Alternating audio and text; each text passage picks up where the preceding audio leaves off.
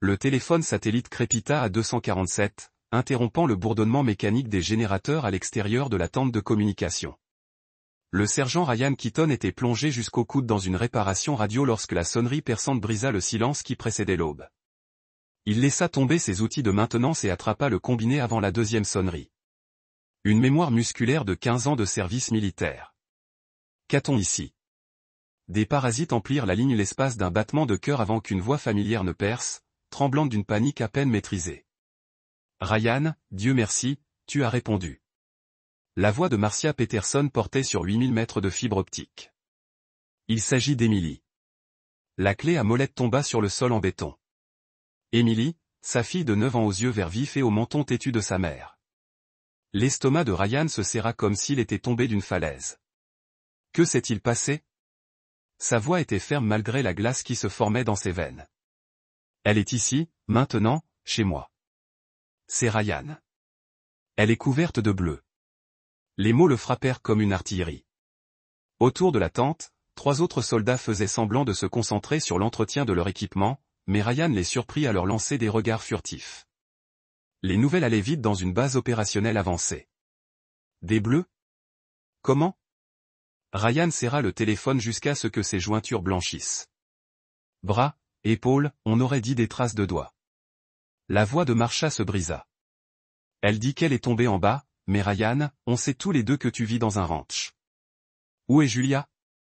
À la maison avec son nouveau petit ami, Brandon quelque chose.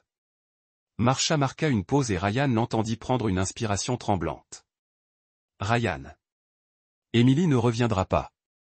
Elle est là depuis hier matin. Elle ne mange pas plus de quelques bouchées. Elle sursaute à chaque fois que quelqu'un va trop vite. Et elle n'arrête pas de demander si tu sais où elle est.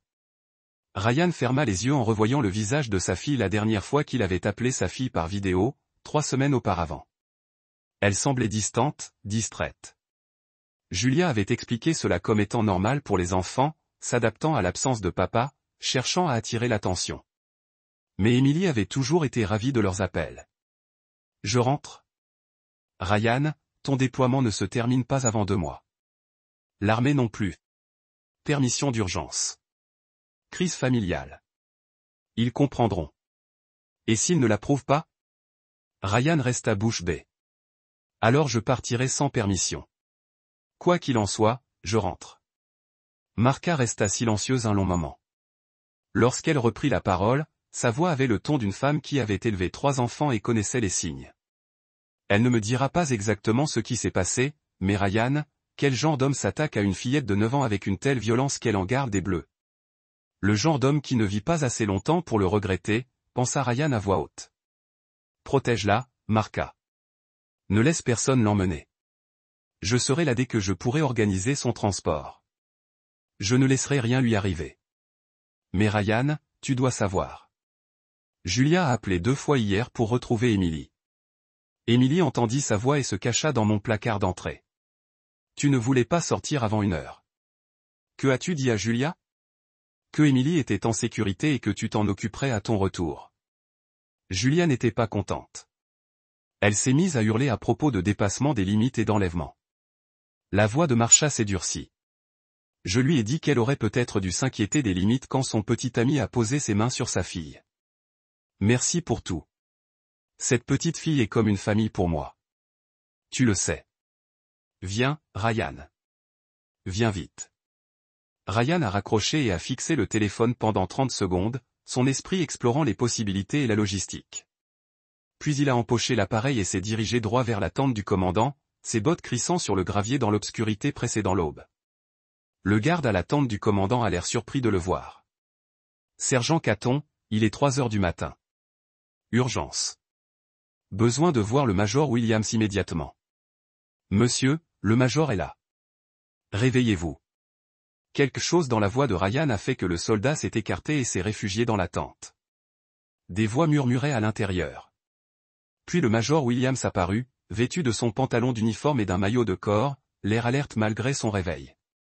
Caton, quelle est la nature de l'urgence? Monsieur, je demande un congé d'urgence immédiat. Crise familiale impliquant ma fille. Williams examina le visage de Ryan sous la lumière intense des néons.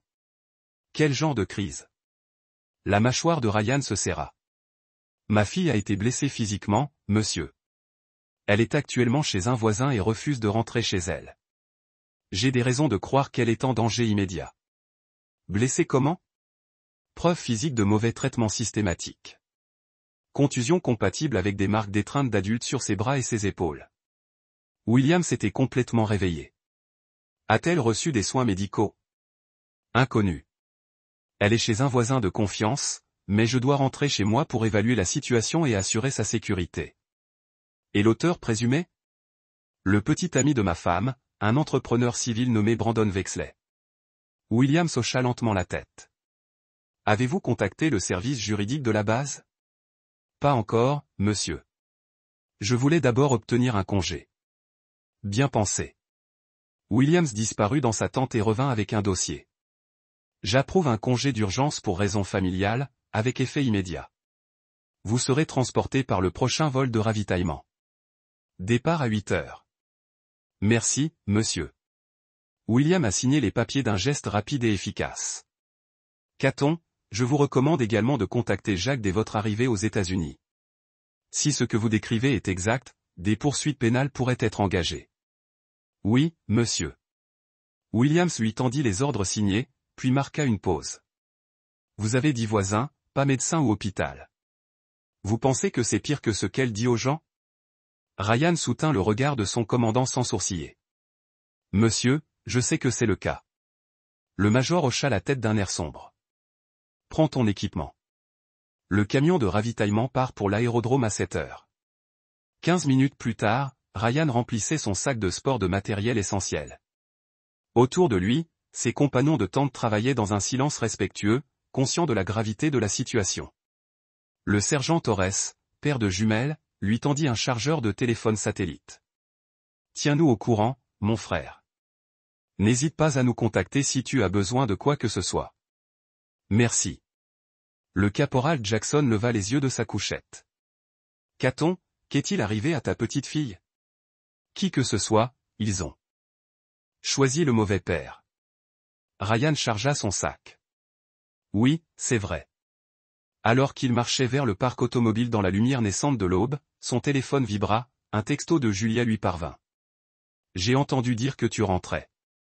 Marsha bourrait Emily de mensonges. Il faut qu'on parle. Ryan fixa le message, notant ce qu'elle ne disait pas. Aucune inquiétude pour les blessures d'Emily. Aucune explication pour les bleus, aucune excuse, juste de la colère d'avoir été dérangé. Il supprima le message sans répondre. À 8 heures précises, le C-130 Hercule décolla de la base aérienne de Bagram avec Ryan dans la soute, entouré de pilotes ravitailleurs et de 3 autres soldats en permission d'urgence.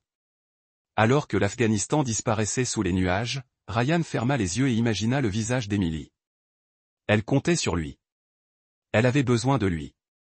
Et pour la première fois de la vie de sa fille, papa rentrait à la maison, prêt pour la guerre. 22 heures plus tard, l'avion de ligne atterrissait à la base aérienne de Dover, dans le Delaware. Ryan avait dormi environ 3 heures pendant le voyage, son esprit s'agitant à l'idée de scénarios et d'imprévus. Il avait appelé plusieurs fois son avocat, Marsha et sa sœur pendant les escales, qui habitaient à 2 états de là et pouvaient lui fournir un logement de secours si nécessaire.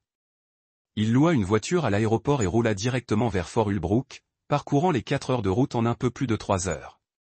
Son téléphone sonna 2 fois, chaque fois le numéro de Julia. Il laissa tomber la messagerie. Lorsqu'il atteignit enfin les rues familières bordées d'arbres du quartier résidentiel de la base, sa mémoire le guida vers la maison de Marcia Peterson plutôt que vers la sienne. Le soleil se couchait, peignant le paysage suburbain de tons orangés chauds qui trahissait l'obscurité de sa mission. Emily était assise sur les marches du porche de Marsha, penchée sur un livre, mais sans vraiment lire. Ses cheveux noirs pendaient comme un rideau sur son visage, et elle portait un t-shirt à manches longues malgré la douce soirée d'octobre. Lorsqu'elle entendit des pas sur le trottoir, elle leva les yeux avec la lassitude d'un animal blessé. Puis elle reconnut. Papa. Le mot sortit comme un murmure, comme si elle n'arrivait pas à y croire. Ryan laissa tomber son sac et ouvrit les bras. Emily se jeta du haut des marches du porche et se jeta dans ses bras. 9 ans, les coudes pointus et les genoux noueux, mais encore assez petite pour qu'il puisse la soulever et la serrer fort. Elle enroula ses bras autour de son cou avec une force désespérée, et Ryan sentit tout son corps trembler. Je suis là, mon bébé. Papa est là maintenant. Tu es en sécurité. Elle enfouit son visage contre son épaule, et il sentit des larmes brûlantes tremper sa chemise d'uniforme. Par-dessus la tête d'Emily, il vit Marsha Peterson debout sur le seuil, l'air sombre, confirmant ses pires craintes. Emily, ma chérie, dit doucement Ryan. Laissez-moi parler à Madame Peterson une minute. Je ne vais nulle part. Juste ici, sur le porche, où vous pouvez me voir. Emily resserra son étreinte. Ne me quitte pas. Je ne te le ferai pas. Je te le promets. Tu vois, je vais m'asseoir ici, sur la balustrade du porche, et tu pourras t'asseoir là, sur les marches. Assez près pour que tu puisses la toucher. À contre-cœur, Emily le laissa la poser, mais elle s'empara aussitôt de la marche la plus proche de l'endroit où il était perché sur la balustrade du porche. Marca s'approcha d'un pas mesuré et prudent. Montre-moi, dit Ryan doucement. Marsha jeta un coup d'œil à Emily, qui acquiesça d'un signe de tête avec la gravité solennelle d'un enfant forcé de grandir trop vite. Doucement, Marcia remonta les manches d'Emily. La vision de Ryan devint rouge.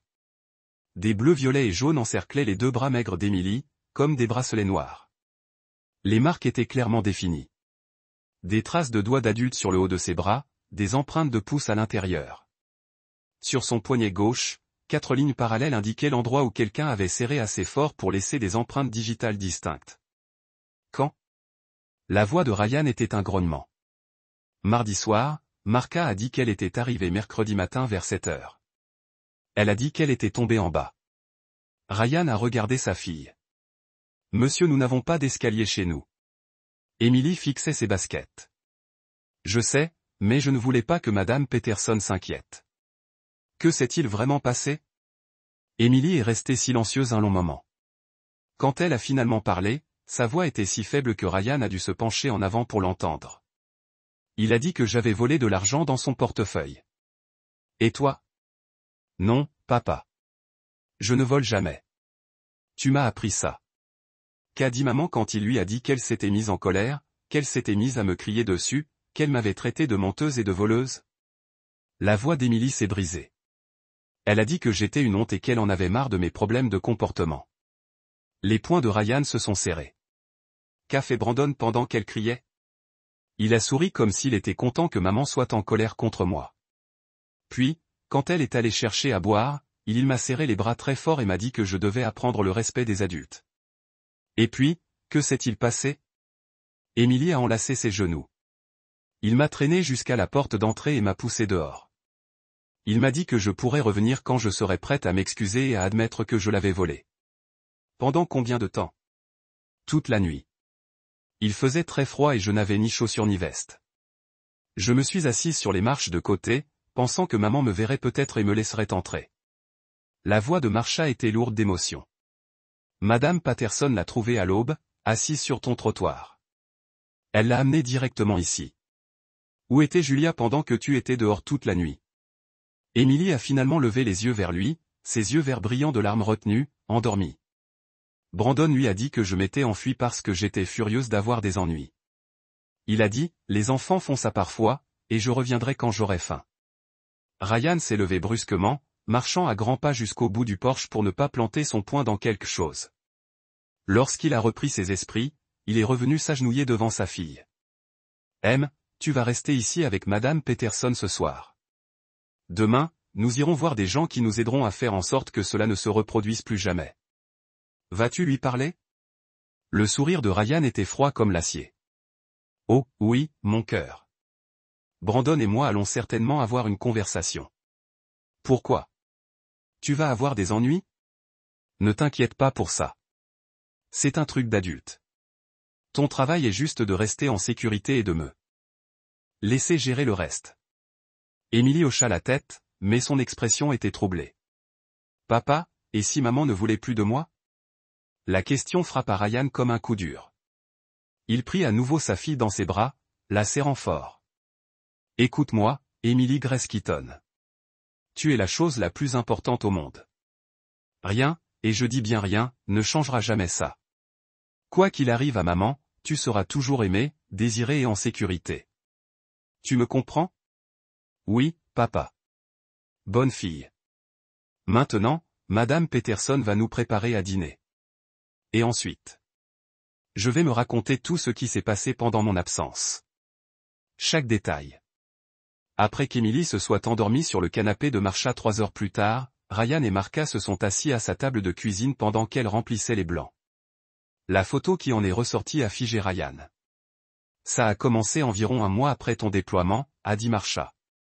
Julia a rencontré Brandon dans un groupe de fitness pour conjoints de militaires. Il est entrepreneur et rénove les logements de la base. Charmant, beau gosse, il semblait vraiment comprendre les défis de la vie militaire. Quand a-t-il emménagé? Officiellement, il y a environ 6 semaines. Mais il passait la plupart de ses nuits avant cela. Marcia s'est servi une autre tasse de café, les mains tremblantes. Emily a commencé à venir plus souvent. Elle disait qu'elle s'ennuyait à la maison, mais je sentais bien que quelque chose clochait. Comment ça? Elle était plus nerveuse, plus renfermée, commençait à sursauter quand les gens élevaient la voix, même excitée, et elle arrêtait de parler de la maison. Avant, elle parlait toujours de ce qu'elle et Julie avaient fait ensemble, des films qu'elles avaient regardés, ce genre de choses. Soudain, plus rien. Avez-vous vu des signes de blessures antérieures?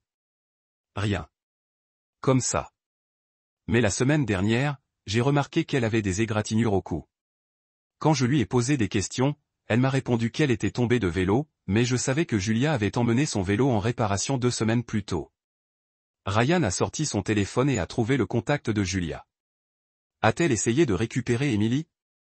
Oh, oui. Elle a appelé 2 fois hier pour exiger que je renvoie Emily chez elle immédiatement.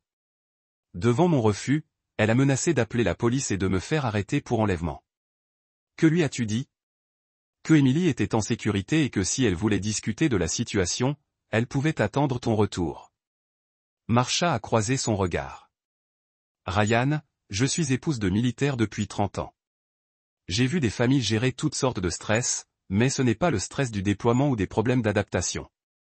C'est de l'intimidation systématique d'un enfant. Le téléphone de Ryan a vibré. Un SMS d'un numéro inconnu. Son père est rentré plus tôt que prévu.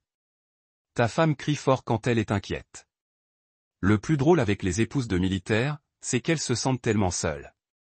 B.A.B. Ryan fixait le message, sa vision il rougit. Puis il prit une capture d'écran et la transmit à son avocat avec un message. Preuve de maltraitance. Suite à suivre. Il leva les yeux et trouva Marsha qui l'observait avec inquiétude. Qu'est-ce qui se passe?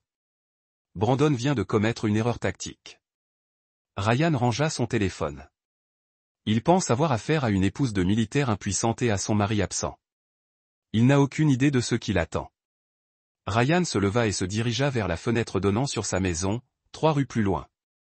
Le pick-up noir F-150 de Brandon était garé dans l'allée, tel un doigt d'honneur pointé vers le monde. La Honda de Julia était garée à côté. Sous ses yeux, la porte d'entrée s'ouvrit et 2 silhouettes apparurent. Julia et Brandon riaient d'un truc en se dirigeant vers leur voiture, sortant pour la soirée pendant que leur fille se remettait d'une maltraitance chez un voisin. Le téléphone de Ryan sonna. Le numéro de Julia. Ryan, Dieu merci, tu es rentré.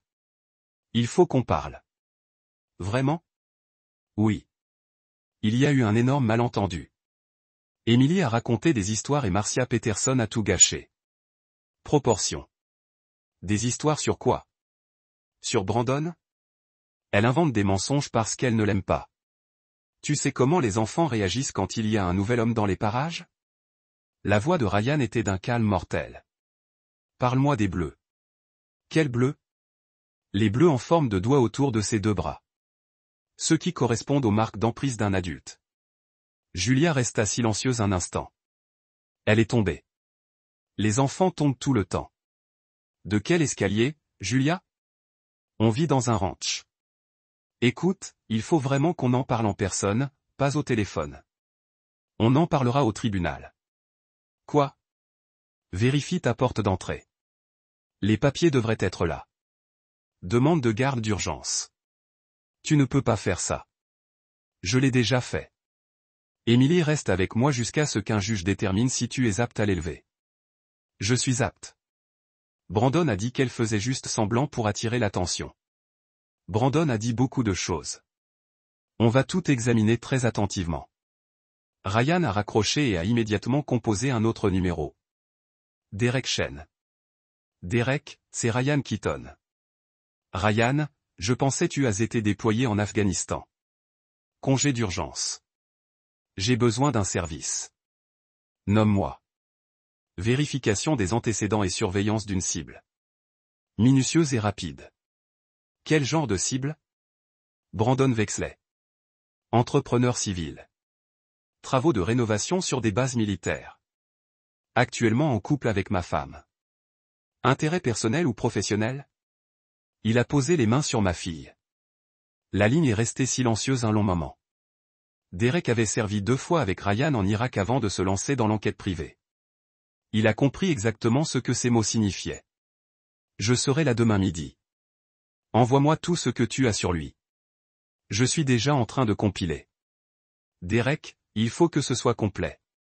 Je veux savoir où il est allé, tous ceux pour qui il a travaillé, toutes les familles avec lesquelles il a été impliqué. Tu penses qu'il y a d'autres victimes? Les hommes comme ça ne commencent pas avec des enfants. Ils travaillent pour ça.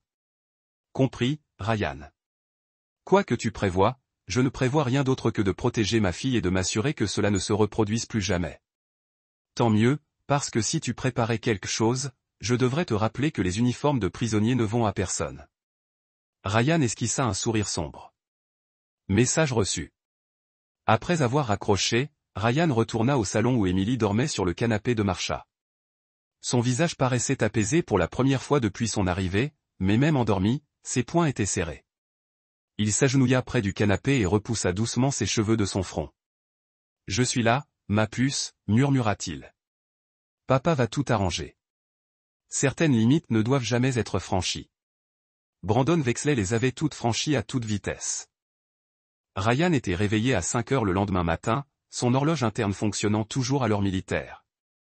Il avait dormi dans la chambre d'amis de Marsha, mais le sommeil lui avait échappé. Chaque fois qu'il fermait les yeux, il voyait les bleus d'Emily et entendait sa petite voix décrire la nuit passée enfermée dehors. Pendant ces heures blanches, Ryan avait mené sa propre enquête préliminaire. Le schéma se précisait. Vexley était un chasseur systématique qui avait affiné son approche au fil des ans. Chaque nouvelle base, chaque nouveau cycle de déploiement apportait de nouvelles opportunités. Les familles de militaires étaient des cibles idéales, des conjoints isolés confrontés au stress, des enfants avides d'autorité masculine, et des pères à des milliers de kilomètres de distance, incapables d'intervenir. Ryan avait également passé du temps à analyser les récents changements de comportement d'Emily sous un angle nouveau. Les choses que Julia avait prises pour des agissements ressemblaient désormais à des symptômes classiques d'intimidation continue. La réticence d'Emily à passer des appels vidéo, sa soudaine préférence pour rester chez Marsha, sa baisse d'appétit que Julia attribuait à son comportement. Des phases de caprice alimentaire, tout cela dressait le portrait d'un enfant vivant dans la peur.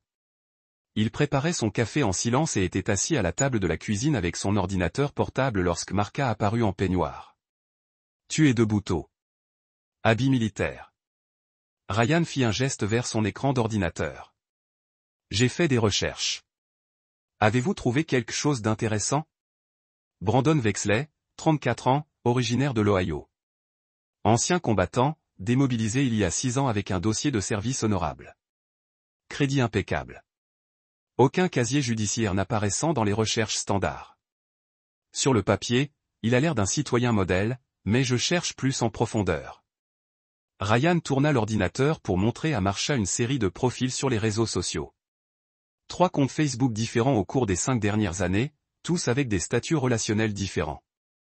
Chacun le montre dans ce qui semble être une relation sérieuse avec une épouse de militaire différente. Marsha s'assit avec son café. Ce n'est pas forcément criminel. Non, mais c'est une tendance. Chaque relation a duré entre 8 et 14 mois. Toutes se sont terminées brutalement, les femmes le bloquant sur les réseaux sociaux.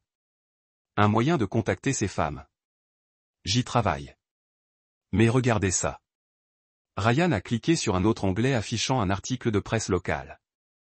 Il y a 2 ans, Rebecca Torres, épouse d'un militaire de Columbus, dans l'Ohio, a porté plainte contre son petit ami qui vivait avec elle et qui intimidait physiquement son fils de 8 ans. Le nom du petit ami a été supprimé des archives publiques, mais la chronologie correspond aux antécédents professionnels de Vexley dans cette région. Que s'est-il passé dans cette affaire? Les charges ont été abandonnées lorsque l'enfant s'est rétracté. La famille a déménagé en Californie peu après que Ryan a retrouvé un autre document. Mais voici ce qui est intéressant, j'ai trouvé le blog de la mère de cette époque. Elle y écrivait qu'elle se sentait isolée et confuse, que tout le monde lui disait qu'elle exagérait, et que son fils se repliait soudainement sur lui-même et prenait peur. Marsha se pencha en avant. Mentionne-t-elle spécifiquement son petit ami? Non pas nommément, mais elle décrit son comportement charmant envers les adultes, autoritaire avec l'enfant. Elle raconte comment il punissait son fils pour manque de respect, de manière apparemment sévère, mais toujours présentée comme une discipline nécessaire. Ryan parcourut les articles du blog. Regardez ce billet de 3 mois avant leur départ. Ohio, lut-il à voix haute. Tommy m'a demandé hier si on pouvait retourner chez grand-mère. Quand je lui ai demandé pourquoi, il a répondu qu'il en avait assez de marcher sur des œufs. Un enfant de 8 ans ne devrait pas connaître cette expression. Je commence à me demander si j'ai fait une terrible erreur en faisant venir un homme chez nous avant que Tommy ne soit prêt. Mais tout le monde dit que les enfants ont besoin d'une figure paternelle, et il a été si bon avec moi. Peut-être que Tommy a juste besoin de plus de temps pour s'adapter, dit Marsha d'un ton sombre. L'état de Brandon empire. Article suivant une semaine plus tard. J'ai dû emmener Tommy aux urgences aujourd'hui. Il avait des bleus dans le dos qu'il prétendait provenir d'une chute de vélo. Mais le vélo est cassé depuis 2 semaines. Quand le médecin l'a interrogé à ce sujet, Tommy a eu l'air terrifié et est resté fidèle à sa version. Je ne sais plus quoi penser. Elle savait que quelque chose n'allait pas. Mais regardez le dernier article avant que le blog ne disparaisse. Ryan a cliqué sur le dernier article. B dit que Tommy a menti sur lui pour attirer l'attention. Il dit que les enfants de militaires réagissent souvent mal lorsqu'ils se sentent inquiets à cause des fréquentations de leur mère. Le conseiller familial que B a trouvé convient que Tommy a besoin de limites plus fermes. J'ai décidé d'arrêter de tout remettre en question et de faire confiance à l'homme que j'aime. J'ai peut-être trop réfléchi. Marcia fixait l'écran. Il l'a isolé de ses propres instincts. Manipulation classique. Faire douter la mère. Faire de l'enfant le problème. Se positionner comme la solution. Ryan a ajouté le blog à ses favoris. Je vais trouver Rebecca Torres. Si elle parle, son témoignage pourrait être crucial. Marsha s'est adossée à sa chaise. Vous pensez qu'il a déjà fait ça? Je pense que Brandon Vexley perfectionne sa technique depuis des années. Les conjoints de militaires sont des cibles idéales, isolés du soutien familial, confrontés au stress du déploiement, désespérés par la compagnie d'un adulte, et les enfants sont des dommages collatéraux jusqu'à ce qu'ils deviennent gênants. Le téléphone de Ryan a sonné. Major Patricia Santos, du service juridique de la base. Sergent Caton, je comprends que vous ayez besoin de parler à quelqu'un au sujet d'une affaire de droit de la famille. Oui, madame. Situation de garde d'urgence concernant ma fille. Pouvez-vous être là à 9 heures? J'aurai besoin de voir les documents attestant de l'abus présumé. J'y serai. Amenez votre fille si elle est à l'aise. Parfois, il est utile pour nous d'évaluer directement le comportement de l'enfant. Compris. Après l'appel, Ryan est allé voir Emily. Elle était réveillée, assise sur le canapé et regardait par la fenêtre en direction de leur maison. Bonjour, mon chéri. Comment as-tu dormi? D'accord. Elle s'est tournée vers lui, le regard grave. C'est aujourd'hui qu'on va parler aux personnes qui aident les enfants? C'est ça. Es-tu prête? Emily a hoché la tête solennellement. Seras-tu avec moi tout le temps? À chaque seconde. Et si tu as peur ou que tu es mal à l'aise, on arrête immédiatement. Il s'agit de t'aider, pas d'empirer les choses. Et s'il ne me croit pas? Ryan s'est assis à côté d'elle sur le canapé. Tu te souviens de ce que je t'ai appris sur la vérité? Que c'est toujours la bonne chose à faire, même quand c'est dur. C'est ça. Et quand on dit la vérité, les bonnes personnes nous croient toujours. Les personnes que nous allons voir aujourd'hui ont pour mission de protéger les enfants et d'aider les familles. Elles ont déjà entendu des histoires comme la vôtre. D'autres enfants ont vécu la même chose, malheureusement. Oui. Mais cela signifie que ces personnes savent comment aider. Emily resta silencieuse un instant. Papa, maman va-t-elle avoir des ennuis? Je ne sais pas, ma chérie. C'est au juge d'en décider. Je ne veux pas qu'elle ait d'ennui. Je veux juste être en sécurité. Ryan la serra dans ses bras. C'est exactement ce que nous allons faire. À 9 heures précises, Ryan et Emily étaient assis dans le bureau du Major Santos, au centre juridique de la base. Santos était une petite femme au regard bienveillant et à l'air neutre qui semblait immédiatement réceptive à Emily. Emily, je veux que tu saches que c'est un endroit sûr, commença Santos. Personne ici ne va te faire de mal ni te forcer à faire ce que tu ne veux pas faire. Mon travail consiste à écouter ce qui s'est passé et à trouver comment te protéger. Ça te va?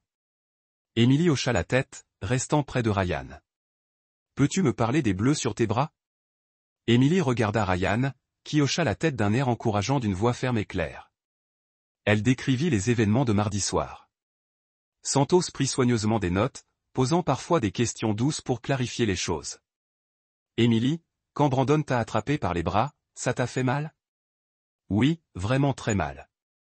J'ai pleuré, mais il a dit que si je n'arrêtais pas de pleurer, il me donnerait une vraie raison de pleurer.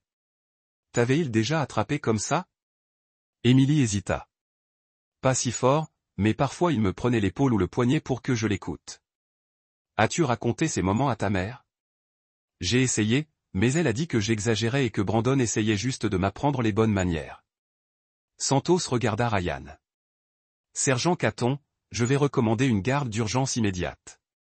C'est une preuve évidente de maltraitance physique, et la mère de l'enfant semble avoir manqué à son devoir de protection. Quelle est la prochaine étape? Je remplirai les papiers ce matin. Vous devriez obtenir la garde exclusive temporaire d'ici cet après-midi. Madame Caton recevra des documents l'obligeant à comparaître devant le tribunal des affaires familiales la semaine prochaine. Et Brandon, c'est plus compliqué. Techniquement, il n'a aucun lien juridique avec Emily, donc le droit de garde standard ne s'applique pas. Cependant, si nous pouvons prouver qu'il a agressé un mineur, cela devient une affaire pénale. Santos a remis une carte de visite à Ryan. Dr Jennifer Walsh, psychologue pédiatrique. Elle est spécialisée dans la documentation des cas d'abus. Je l'ai déjà appelée. Elle peut voir Emily cet après-midi. Alors qu'il quittait le cabinet juridique, le téléphone de Ryan a vibré, un appel de Derek. Je suis en ville. Où voulez-vous qu'on se retrouve? Starbucks sur Main Street, 11 h. Je serai celui qui s'occupera des photos de surveillance. Ryan a trouvé Derek à une table dans un coin, ressemblant à n'importe quel homme d'affaires avec son ordinateur portable et son café. Mais Ryan a reconnu la conscience tactique dans sa posture, toujours face à l'entrée, dos au mur, les mains libres. Merci d'être venu. Je ne manquerai pas ça. Parlez-moi de votre cible. Ryan a exposé tout ce qu'il savait sur Brandon Vexley, tandis que Derek prenait des notes et posait parfois des questions pointues. D'accord, a finalement dit Derek. J'ai de bonnes nouvelles, et des nouvelles intéressantes. Bonne nouvelle d'abord, vos filles ont un schéma. J'ai trouvé 2 des anciennes épouses de militaires, toutes 2 disposées à parler, avec des histoires qui correspondent à ce que vous décrivez. Et la nouvelle intéressante, c'est que les services sociaux sont déjà intervenus, toujours la même assistante sociale, une femme nommée Lisa Ward. Tous les dossiers ont été classés sans suite, constatant des allégations non fondées ou des preuves insuffisantes. Ryan s'est penché en avant. C'est inhabituel. Les affaires de maltraitance d'enfants font généralement l'objet d'une enquête approfondie, surtout lorsqu'il y a plusieurs signalements, mais les 3 dossiers impliquant Vexley ont été classés sans suite dans les 2 semaines suivant leur ouverture. Corruption, peut-être. Je travaille sur des dossiers financiers en ce moment, mais il y a autre chose. Derek a sorti son téléphone et a fait écouter un enregistrement audio. Ça date d'hier après-midi. Vexley a rencontré quelqu'un dans un café du centre-ville. L'enregistrement était clair. La voix de Vexley, ce militaire fait du bruit. Le père d'Emily est de retour de mission et il pose des questions. Une voix de femme répondit, qu'est-ce qu'il sait? Trop. Si l'affaire est portée devant les tribunaux, il faut que tu gères ça comme avant. Même stratégie. Exactement. Une enfant perturbée qui se comporte mal parce que son père est parti trop longtemps. Fais d'elle le problème, pas moi. Ça va coûter plus cher. Ça se complique. Le prix n'est pas un problème. Fais-le disparaître. Ryan fixa le téléphone. C'est Lisa Ewart. Confirmé. Une assistante sociale des services sociaux avec 15 ans d'expérience et la réputation de clore les dossiers rapidement. Derek empocha le téléphone. Ryan, il ne s'agit pas seulement de ta fille. C'est un système de corruption systématique. Des preuves? Tu travailles dessus. Donne-moi encore 24 heures et j'aurai les relevés bancaires, les journaux de communication et les historiques détaillés des 3 affaires précédentes. Le téléphone de Ryan vibra. Un SMS de Julia. Ryan, s'il te plaît. Il faut qu'on parle. Brandon dit qu'il y a eu un malentendu. Pouvons-nous nous rencontrer dans un endroit neutre? Ryan montra le message à Derek, qui sourit froidement. Ils sont inquiets. Tant mieux. Les gens inquiets font des erreurs. Que recommandez-vous? Placer la conversation enregistrée dans un lieu public et les laisser creuser leur propre tombe. Ryan répondit, des niaises sur la route 9. Dans 1 heure. Amen Brandon. La réponse de Julia fut immédiate. Merci. On vous expliquera tout. Dernier mot célèbre, murmura Derek. Le Déniès sur la route 9 a été choisi spécialement pour sa visibilité et ses caméras de sécurité. Yann est arrivé en premier, en sélectionnant un stand avec des lignes de vue claires à toutes les entrées et une vue sur le parking. Il avait 2 applications d'enregistrement fonctionnant sur son téléphone et un appareil de secours dans sa poche de chemise. Julia et Brandon sont arrivés 15 minutes plus tard, tous deux comme ils s'habillaient pour une interview professionnelle. Ryan.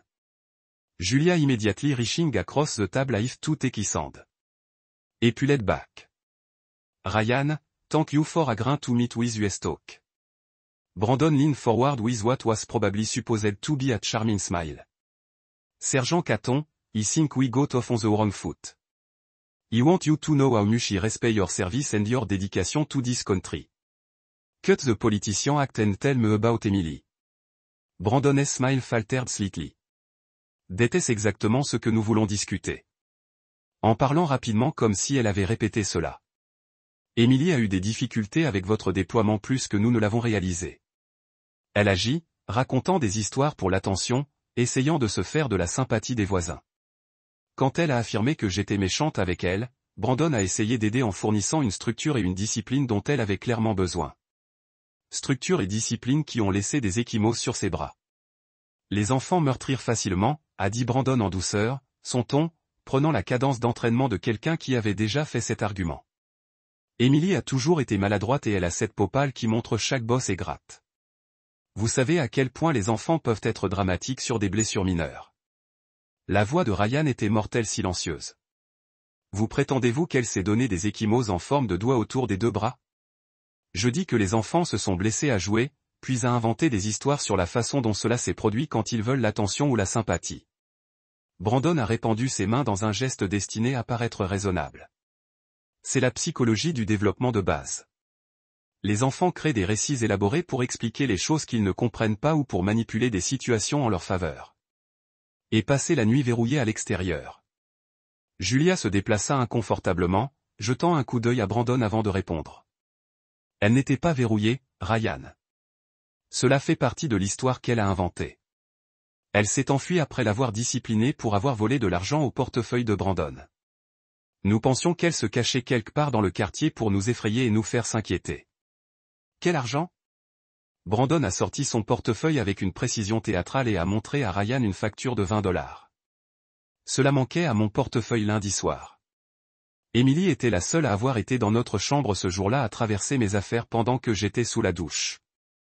L'avez-vous vu le prendre? Non, mais c'était la seule explication logique.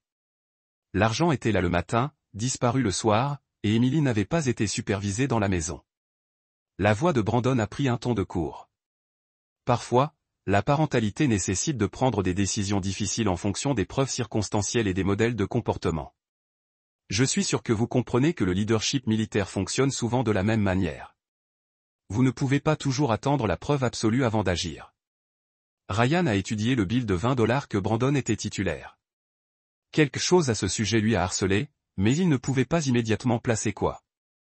Voici ce que je comprends.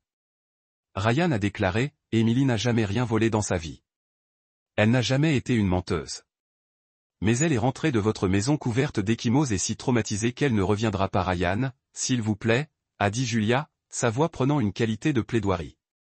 Je sais que cela a l'air mal de l'extérieur, mais vous devez comprendre, un parent seul pendant que vous vous déployez a été incroyablement difficile. Parce qu'elle vous manque. Brandon a hoché la tête en toute confiance. Je travaille avec des familles des militaires depuis des années. Je comprends que les défis uniques créent le déploiement. Les enfants développent souvent des problèmes de comportement lorsque leurs pères sont absents. C'est une psychologie bien enrichie. Ils testent les limites, agissent pour l'attention, parfois même créent des fantasmes élaborés sur le fait d'être maltraités. Ses intentions? La voix de Ryan se leva légèrement, ce qui a fait glisser les autres convives. La figure d'autorité pour fournir une structure. Son contrôle glisse. Jusqu'à ce qu'elle soit prête à se calmer, à s'excuser et à accepter la responsabilité de ses actions, a déclaré froidement Brandon. Cela s'appelle les conséquences naturelles, et c'est une technique de modification comportementale éprouvée. Parfois, les enfants doivent ressentir l'inconfort pour comprendre que les actions ont des répercussions. Des conséquences naturelles pour un crime qu'elle n'a pas commis. Elle a commis le crime. L'épreuve était circonstancielle mais claire, et son refus d'admettre la culpabilité a montré exactement le type de comportement de manipulation qui devait être adressé immédiatement. C'est quand Ryan l'a remarqué. Le téléphone de $20 a continué à agiter. La semaine avait été écrit dans le coin. Son argent avec une allocation soigneusement comptabilisée. BV Emily a sauvé cette facture spécifique parce que vous lui avez donné le mois dernier pour vous aider à transporter des courses de votre camion. Elle m'a dit qu'elle pensait que c'était spécial parce que cela venait de l'ami de sa mère et qu'elle prévoyait de le sauver pour toujours. Le silence s'étendait pendant 30 secondes alors que les implications coulaient. Enfin, Brandon a parlé, sa voix serrée avec une colère à peine contrôlée. Cela ne prouve rien de concluant. Elle aurait pu le retirer de mon portefeuille et a ensuite affirmé que c'était un cadeau lorsqu'il était confronté. Aurait pu, mais non. Ryan empocha son téléphone. Emily m'a dit tout sur cet argent la nuit où je suis rentré à la maison. Elle l'a économisé avec son allocation et son argent d'anniversaire pour acheter à Julia un cadeau d'anniversaire le mois prochain. Elle avait tout planifié. Un collier de la bijouterie du centre commercial. Le visage de Julia est devenu blanc. Oh mon Dieu, Ryan. Oh mon Dieu. Ouais. Oh mon Dieu. Ryan se leva lentement. Vous avez accusé ma fille de 9 ans d'avoir volé de l'argent qu'elle prévoyait de dépenser pour le cadeau d'anniversaire de sa mère. L'argent que vous lui avez donné vous-même. L'argent qu'elle a chéri parce qu'elle pensait que cela représentait votre amitié avec notre famille. Brandon se tenait aussi, son sang-froid craquait enfin. Écoutez ici, soldat garçon. Vous êtes parti depuis 6 mois pendant que je suis ici avec les problèmes de votre famille. Julia avait besoin d'un homme autour et Emily avait besoin de discipline. Si vous ne pouvez pas gérer cette réalité, vous auriez peut-être dû y penser avant de choisir une carrière qui vous éloigne de la maison. Brandon, s'il vous plaît, chuchota Julia. Arrêtez de parler. Mais Brandon était en train de se soucier de la discrétion. Votre femme était solitaire. Votre fille était hors de contrôle. Et je suis intervenu pour gérer ce que vous ne pouviez pas. Si cela meurt votre ego militaire, c'est votre problème, pas le mien. Mon ego militaire? Ouais, les militaires sont tous les mêmes. Pensez que vous êtes des héros pendant que d'autres hommes font le vrai travail à la maison. Ryan sourit et Brandon aurait dû reconnaître le danger dans cette expression. D'autres hommes comme vous? Merde comme moi. J'ai pris soin de votre famille pendant que vous jouiez à un soldat à l'autre bout du monde. Vous prenez soin d'eux. Quelqu'un devait le faire. Julia avait besoin de compagnie adulte et Emily avait besoin d'une main ferme. Compagnie adulte? La voix de Ryan était maintenant conversationnelle, que quiconque le connaissait aurait reconnu comme un signe d'avertissement, comme le genre dont vous m'avez envoyé un texto. Citez, votre femme est tout à fait le crieur quand elle est inquiète. Julia halta. Brandon, tu ne l'es pas fait. Le visage de Brandon rougit en rouge. C'était que j'essayais juste de passer sous sa peau avec succès, a déclaré Ryan. Mais voici le truc, Brandon. J'ai enregistré toute cette conversation. Ryan se figea, son estomac qui tourne, alors maintenant je vous ai enregistré en admettant avoir mis les mains sur ma fille, en la verrouillant à l'extérieur du jour au lendemain et en faisant des références sur ma femme. Ryan a sorti son téléphone et a arrêté l'application d'enregistrement. Je vous demande également de réclamer l'autorité parentale sur un enfant avec lequel vous n'avez aucune relation juridique. Vous ne pouvez pas enregistrer les gens sans leur consentement. En fait, dans cet état, je peux. Loi sur le consentement d'une partie. Ryan a empoché le téléphone. Rendez-vous en cours. Alors que Ryan se dirigeait vers la sortie, Brandon l'appelait. Vous pensez que vous avez gagné quelque chose? Votre mariage est terminé, soldat garçon. Julia ne vous pardonnera jamais pour cela. Ryan s'arrêta à la porte et se retourna. Mon mariage a terminé la nuit où vous avez mis les mains sur ma fille. Julia a fait son choix quand elle vous a cru à Emily. À l'extérieur dans le parking, Ryan s'est assis dans sa voiture pendant 5 minutes, laissant ses mains cesser de trembler. Puis il a appelé le major Santos. J'ai un enregistrement que vous devez entendre. 2 jours plus tard, Ryan s'est assis devant le tribunal de la famille avec le major Santos tandis que Julia et Brandon ont affronté la juge Rebecca Martinez dans la salle d'audience. L'audience de garde d'urgence avait été accélérée en raison de la preuve d'une mauvaise utilisation des enfants. Nous sommes ici concernant la pétition de garde d'urgence pour Emily Caton. Le juge Martinez a commencé. Le sergent Caton allègue que sa fille a subi une mauvaise utilisation physique systématique pendant ses soins de sa mère. Santos se tenait. Votre honneur, nous avons une documentation médicale, des preuves photographiques, des déclarations de témoins et des admissions enregistrées confirmant l'utilisation abusive de cet enfant mineur. Elle a présenté le dossier, y compris les dossiers médicaux d'Emily du Dr Walsh. Photos de ses blessures et transcription de la conversation de Denny. Le juge Martinez a examiné les documents avec un mécontentement croissant. Madame Caton, contestez-vous que ces blessures se sont produites pendant que votre fille était à votre charge? Julia jeta un coup d'œil nerveusement à Brandon. Votre honneur, je ne savais pas à l'étendue des blessures d'Emily à l'époque. Vous ne saviez pas que votre fille avait des ecchymoses en forme de doigts autour des 2 bras. Brandon m'a dit qu'elle était tombée et que je ne l'ai pas examinée attentivement. Vous n'avez pas examiné les blessures à votre propre enfant? J'ai fait confiance à son évaluation de la situation. Le juge Martinez s'est tourné vers Brandon. Monsieur Wexley, quelle autorité aviez-vous pour discipliner cet enfant? Brandon redressa ses épaules. Julia m'a demandé d'aider à fournir une structure et des conseils. L'enfant était hors de contrôle. Hors de contrôle? Comment? Menant, volant, manifestant un manque de respect aux adultes, Santos intervient. Votre honneur, le vol présumé s'est avéré faux. L'argent en question était un cadeau de monsieur Wexley à l'enfant. Le juge Martinez a regardé fortement Brandon. Est-ce vrai? L'avocat de Brandon lui a chuchoté quelque chose. Je lui ai peut-être donné de l'argent à un moment donné, mais cela ne signifie pas qu'elle n'a pas pris d'argent supplémentaire plus tard. Avez-vous des éléments de preuve qu'elle a pris de l'argent supplémentaire? La facture de $20 manquait dans mon portefeuille. Le même billet de $20 que vous admettez lui donner un cadeau. Brandon était calme. Monsieur Wexley, je vais vous demander directement. Avez-vous physiquement saisi cet enfant assez fort pour laisser des ecchymoses? J'ai utilisé des conseils physiques appropriés pour la retirer d'une situation où elle était provocante. Des conseils physiques appropriés qui ont laissé des ecchymoses en forme de doigts sur les bras d'un enfant de 9 ans. Parfois, les enfants ont besoin d'une manipulation ferme. Et l'avez-vous demandé de rester dehors pendant la nuit? Je l'ai retirée de la maison jusqu'à ce qu'elle soit prête à accepter la responsabilité de ses actions. J'ai pu. La voix de Martinez est devenue glacée.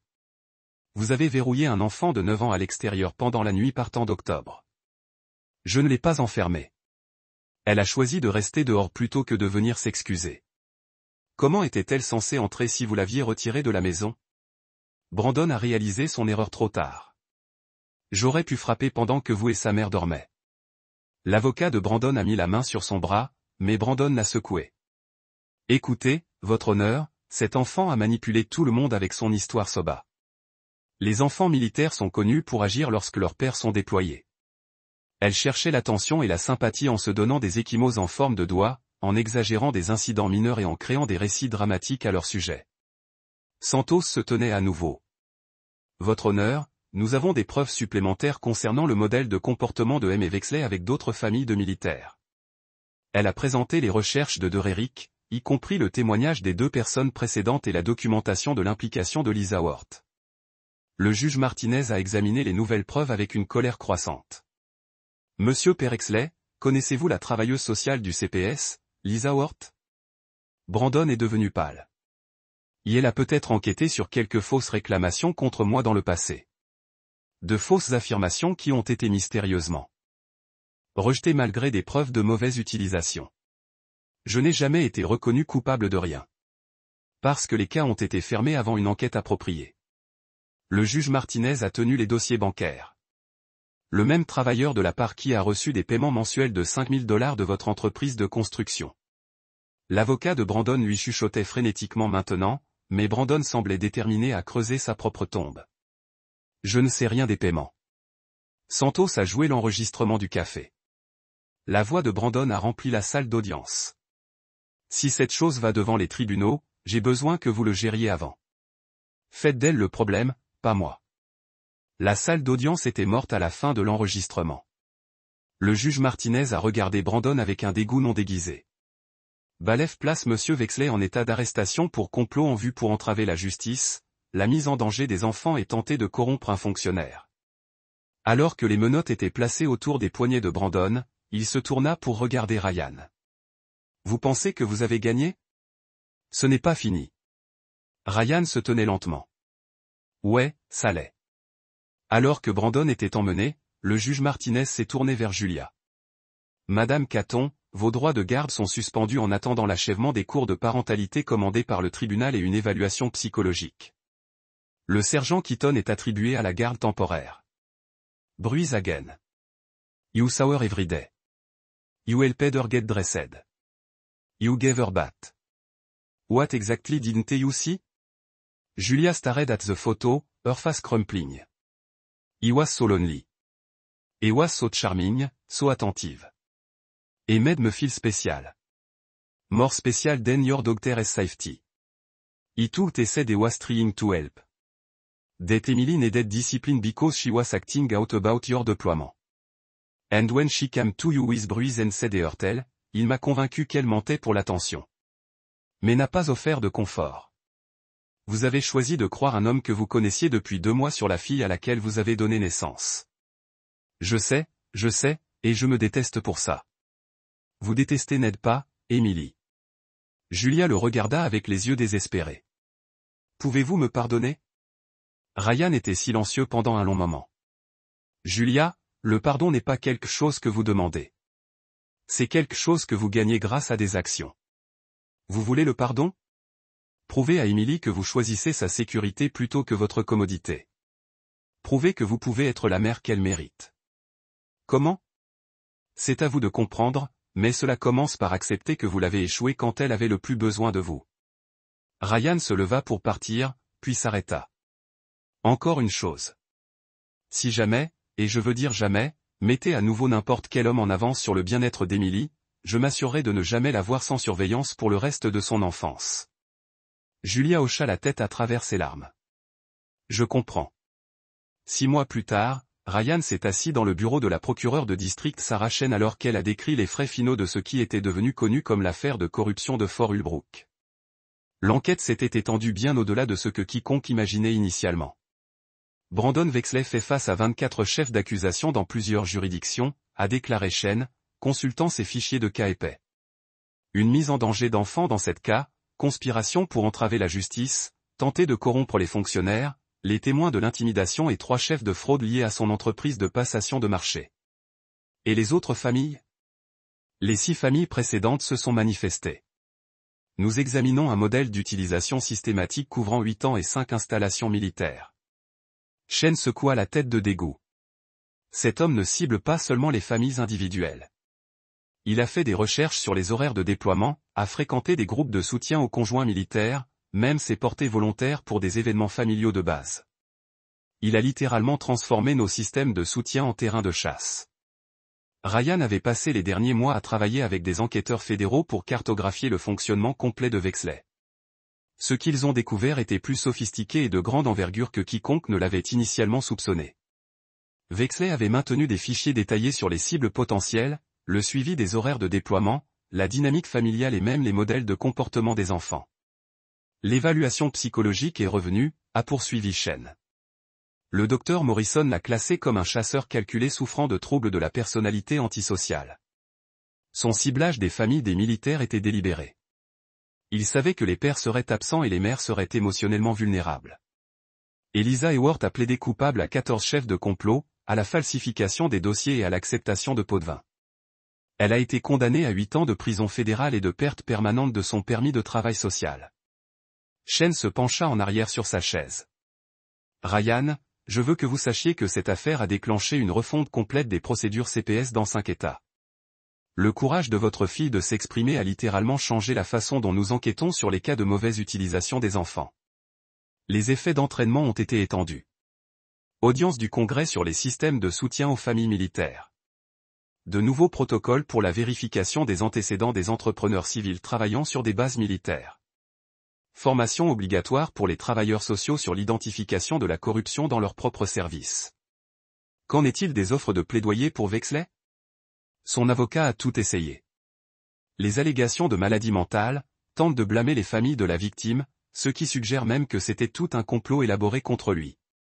Mais les preuves sont écrasantes. Enregistrements audio, financiers documents, témoignages de cette famille et ses propres admissions enregistrées. Chen sourit cynisme. Nous recherchons un minimum de 25 à 30 ans. Chronologie, la condamnation est la semaine prochaine.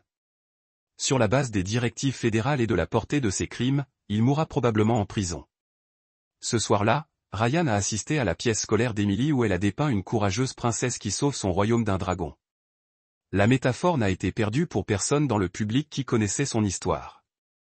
Emily avait insisté pour aider à rédiger un dialogue supplémentaire pour ses lignes de personnages sur la protection des autres enfants et la garantie que les monstres ne pouvaient plus blesser les familles. Après la performance, alors qu'Emily prit son arc dans son costume fait à la main, Ryan a vu Julia assise dans le rang arrière. Elle avait suivi 9 mois de cours de thérapie et de parentalité commandés par le tribunal. Les visites supervisées se passaient bien, mais Emily était toujours prudente de reconstruire complètement leur relation. « Papa, tu as vu maman applaudir ?» demanda Emily en marchant vers la voiture. « Je l'ai fait. Elle avait l'air très fière de toi. Pensez-vous qu'elle va vraiment mieux maintenant ?» Ryan considérait attentivement sa réponse. « Je pense votre mère travaille très dur pour devenir le parent que vous méritez. Mais rappelez-vous ce que le docteur Walsh vous a appris. La confiance est quelque chose qui se reconstruit lentement grâce aux actions au fil du temps. Je sais. Les enfants militaires ont constitué une attaque contre nos citoyens les plus vulnérables. Bixley, vous avez exploité les sacrifices même que les familles des militaires font notre liberté. Vous avez transformé leurs services en vulnérabilité et leurs enfants en victimes. Les enfants que vous avez blessés ont montré plus de courage en témoignant contre vous que vous ne l'avez montré dans toute votre vie adulte. Comme Wexley était emmené dans des manilles, il n'a jamais regardé les familles qu'il a détruites. Ryan a ressenti un sentiment de fermeture en regardant l'homme qui avait terrorisé sa fille disparaître derrière des portes en acier. L'enquête sur la corruption s'est poursuivie. Les agents fédéraux avaient découvert des programmes similaires dans 3 autres installations militaires, conduisant à des arrestations supplémentaires et à l'exposition d'un réseau de chasseurs qui ont spécifiquement ciblé les familles militaires pendant les cycles de déploiement. Le docteur Jennifer Walsh, le thérapeute d'Emily, a écrit plus tard un document de recherche sur l'affaire qui est devenu requise des programmes de lecture et de travail social à l'échelle nationale. Elle a documenté comment les chasseurs comme Wexley ont armé les contraintes uniques de la vie militaire et comment les communautés peuvent mieux protéger les enfants pendant les périodes vulnérables. Le cas d'Emily est devenu un exemple de manuel de résilience. Le docteur Walsh a déclaré à Ryan lors d'une de leurs séances de suivi. Sa volonté de continuer à dire la vérité même lorsque les adultes ne croyaient pas qu'elle a littéralement sauvé les autres enfants d'une mauvaise utilisation similaire. Cette nuit-là, Emily s'est assise à leur table de cuisine travaillant sur un projet scolaire sur les héros. Elle avait choisi d'écrire sur les familles des militaires et les personnes qui les protégeaient. « Papa, Madame Patterson a dit que vous aidez d'autres familles des militaires maintenant grâce à votre nouvel emploi. » Ryan leva les yeux de son ordinateur portable. Il avait accepté un poste avec le Veteran Defense Network, développant des protocoles pour protéger les enfants militaires pendant les cycles de déploiement. Ses antécédents de communication militaire s'étaient bien traduits par la coordination entre les défenseurs juridiques, les services sociaux et les commandes militaires. Je fais. Nous avons aidé 12 familles au cours des 6 derniers mois. Leurs enfants vont-ils bien maintenant? La plupart d'entre eux. Nous aidons à nous assurer qu'ils obtiennent la protection et le soutien dont ils ont besoin et que les personnes qui les blessent font face à des conséquences. Emily hocha la tête avec approbation, puis demanda tranquillement. Pensez-vous que des gens comme Brandon savent qu'ils sont mauvais quand ils font de mauvaises choses? Ryan a sérieusement examiné la question. Emily méritait des réponses honnêtes, pas des platitudes. Je pense que certaines personnes se convainquent que ce qu'ils font est correct. Ils font des excuses et blâment les autres au lieu de prendre la responsabilité de leurs choix. Mais au fond, oui, je pense qu'ils le savent. Alors pourquoi continuent-ils de le faire? Parce qu'ils se soucient davantage d'obtenir ce qu'ils veulent que des personnes qu'ils blessent. Et parce qu'ils pensent qu'ils sont assez intelligents pour ne pas se faire prendre. Mais ils ont tort. Finalement, oui, la vérité a une façon de sortir, surtout lorsque des gens courageux comme vous refusent de rester silencieux. Emily a souri et est retournée à son projet. Ryan la regarda bien avec des accidents vasculaires cérébraux prudents et confiants. Pas de tremblement, pas de peur, juste une petite fille déterminée qui avait fait face à un monstre et a gagné. Sa fille guérissait. Elle était en sécurité. Elle était à la maison. Et surtout, elle avait appris que parler de la vérité, même quand c'était difficile, même lorsque les adultes ne la croyaient pas initialement, était l'arme la plus puissante contre l'obscurité. Brandon Wexley passerait le reste de sa vie à apprendre que certaines lignes ne devraient jamais être franchies. Emily grandirait en sachant que lorsque le mal tentait de la faire taire, elle avait le courage de parler plus fort. La justice, avait appris Ryan, n'était pas une question de punition. Parfois, il s'agissait de remettre les personnes souffrant de leur voix. Parfois, il s'agissait de s'assurer que le courage d'un enfant pouvait en protéger d'innombrables autres. Et parfois, il s'agissait simplement d'un père rentrant à la maison lorsque sa fille avait le plus besoin de lui.